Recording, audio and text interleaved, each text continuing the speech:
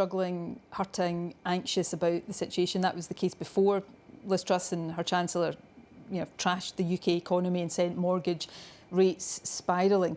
My job as First Minister, to be candid, a fixed budget and limited powers, is to do everything we can to help. Yesterday, the Scottish Parliament passed emergency legislation to freeze rents and give people protection against eviction. We have established the Scottish Child Payment, which we're doubling now and extending. We're seeing people choose between heating and eating, worried about paying their energy bills, worried about their mortgage rates going up. Have you personally had to make any changes to deal with the cost of living crisis? Look, I'm not going to sit here and pretend that I'm in the same position as many other people. I'm in a highly paid job, but it would be ludicrous for me to sit here and say that my situation is as difficult as others, and I'm not going to do that. Can you understand what people are going through then? I think I can, yeah. I see people in my own family struggling. I see friends and people I know, people I live amongst. How important is financial stability over the next year or so?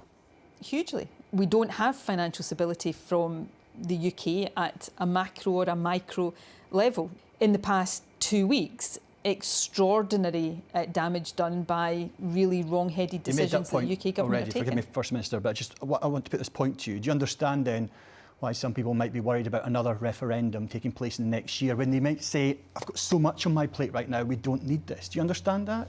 I can understand it, but I equally have a duty to tell people what the connection is between taking charge of our own affairs through a decision on independence and actually then having the wherewithal to tackle the issues that people are dealing with. I was elected as First Minister on a record high share of the vote and a record high turnout on a manifesto commitment for a referendum. We could see a Labour government in place. Do you think that lessens people voting for independence? No, I don't, and no opinion poll would suggest that. Look, this is a quick case of Scotland shouldn't be in the position, as we are in, of having to cross our fingers and hope that England's elects the least bad government. On the current government, Prime Minister Liz Truss, have you heard from her since she became Prime Minister? No, I've had a brief exchange with her at one of the events following the death of the Queen. No, it's highly abnormal, but I'm not sure there's been much about Liz Truss's short tenure as Prime Minister that anybody would describe as normal. Let's briefly look at your domestic records. Drug deaths remain incredibly high. People are waiting up to 32 hours for an ambulance. There's a fiasco over the building of 2 ferries. Which of these disasters do you regret the most? Oh, look, I take seriously my responsibilities as First Minister. Which one do you regret the most? Look, I'm not going to play that game. Whenever there are failings on the part of the Scottish Government on things we're responsible for, I regret that and I take it seriously. Well, let's look at drug deaths. How many people are dying each day in Scotland, First Minister? Again, I'm not going to... It's 3 people are dying every day. Look, drug deaths are too high, but if you're trying to get into a kind of... I just wonder what, since the drug... I'm getting to my question is, since the task force produced its final report, have you done anything to save lives? Yes, we have, a significant amount.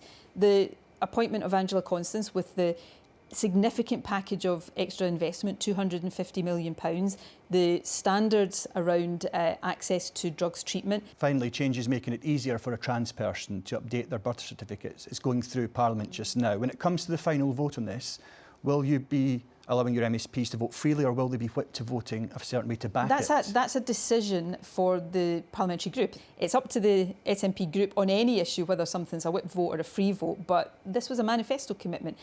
This is about simplifying an existing process that is degrading and traumatic for trans people, to make it less degrading and traumatic. Doesn't give trans people more rights, nor does it take away rights from anybody else. It's about saying to one of the most stigmatised groups in our society that we want to make your life a bit better and a bit easier. And I think that's generally a good thing for governments to try to do. Eurovision, a fan? Glasgow could be announced as the host city I'm tonight. hoping Glasgow will be announced as the host, but like everybody else, I don't know what that decision is going to be. Glasgow would be obviously a fantastic place, great track record in hosting big events. I think the fun around Eurovision, Glasgow would be the ideal city to host it.